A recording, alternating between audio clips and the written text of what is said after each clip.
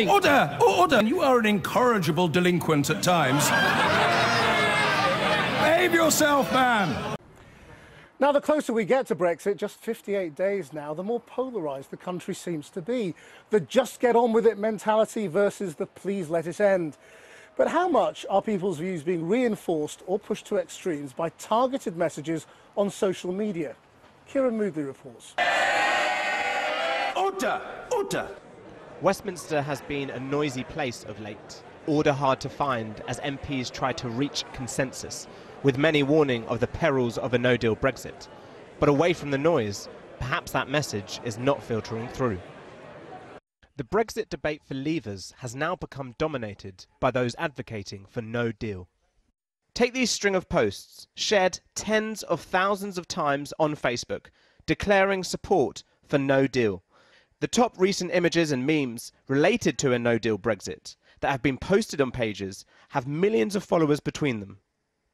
And few are linked to any mainstream media organisation or mainstream political party. We've identified one network of pages that sees the groups resharing and amplifying each other's posts, with over 500,000 followers across their pages.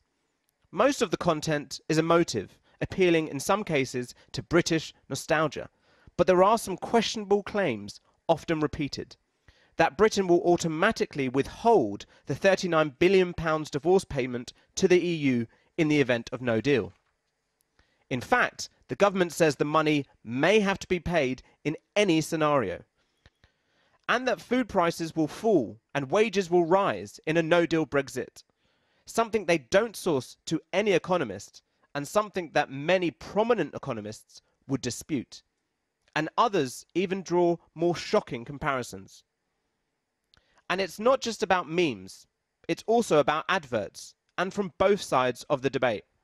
Since October, the People's Vote campaign, calling for a second referendum, have spent over £250,000 on adverts, the most of any political group on Facebook. But in the last week, there has been an uptick in adverts from Britain's Future, a pro-Brexit group. They've pushed out hundreds of adverts at a cost of £37,000, many micro-targeted to individual constituencies. One of those MPs targeted is Rupa Huck, whose constituents voted overwhelmingly to remain. The advert with her name and face on it directed people to send her an email. And in a WhatsApp group of Labour MPs, they're sharing the ads they're all receiving. I mean, I noticed this weekend, actually, I was getting a suspiciously identical-looking email coming in called Britain's Future is in Your Hands. And, well, the claim of it was actually factually totally inaccurate. It said, your constituency voted to leave, you are dishonouring these people and disobeying democracy. Huck says this is not just from one side. She recently received more than 200 emails calling for a second referendum. I mean, I'm all for democratising things, and politics shouldn't just be about dusty committee rooms in Westminster. But I do think that there needs to be a degree of veracity and accuracy in these things, and I think there need to be tighter rules around political spending and adverts. As focus shifts once more to the halls of Parliament and the corridors of Brussels, perhaps the real Brexit battle is being waged and won elsewhere. Well, joining me now is Steve Edgington, who works for the Leave Means Leave campaign. How much of this targeted advertising is going on, and why is it going on, given there is no second referendum yet? Well, on both sides, there are massive amounts of money being spent on targeted adverts. Now, I have to say that the Leave Means Leave campaign, which I'm involved with, which is the main pro-Brexit, pro-WTO campaign, has spent almost nothing on targeted adverts on Facebook, etc. The People's Vote campaign, on the other hand, have spent hundreds of thousands of pounds targeting specific adverts, or micro-targeting to people on Facebook and other platforms. Now, we see... But there's this new group now, Britain's Future, that's catching up quickly in the last few days, spending tens of thousands. So, I mean, it's happening on both sides. And it happened during the referendum campaign. So my question is, I mean, is it because you all think there is going to be a second referendum? Well, I don't speak for Britain's Future, but what I can say is this. Are you linked to them at all? I mean, do you have any link, you know, are you friends or joint campaigners or anything like that? We're not joint campaigns. We don't communicate with the other campaigns. No coordination. There's no coordination. Look, we are a campaign that is talking about Brexit, and we think that we need to get our sides across, our point of view across online. The problem is that we have so many people out there talking about scare stories. Well, what I'm trying to say is this: look, we don't need to spend money online because we have so much organic growth.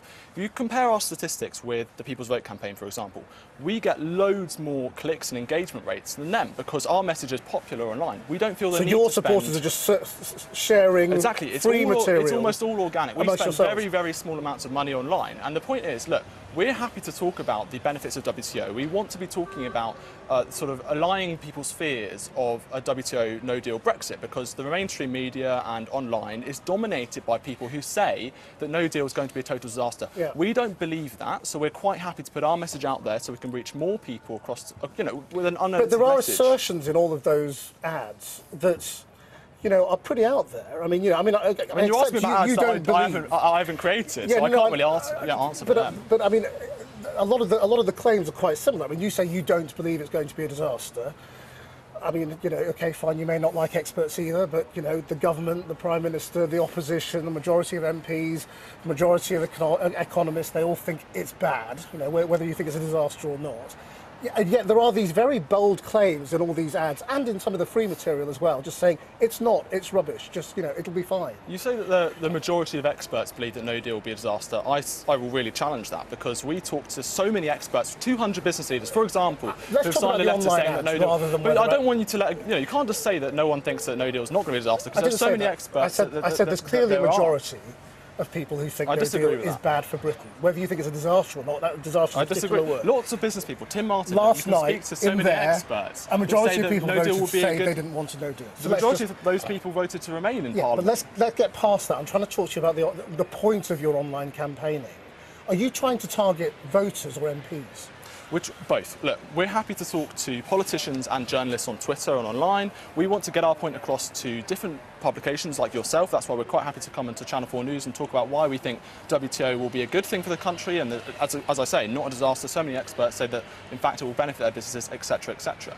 But we're quite happy to talk to members of the public as well who are very much engaged in this. If you look at our rallies, we get thousands and thousands of people coming saying, look, we are really excited for a WTO. We need to walk away with our heads held high. Let's get into WTO now. It's the advertising stuff that is fascinating, but I'm sure there's going to be a lot more of it, and we'll come back and pick this up, I'm sure, if it builds and if there's a second referendum.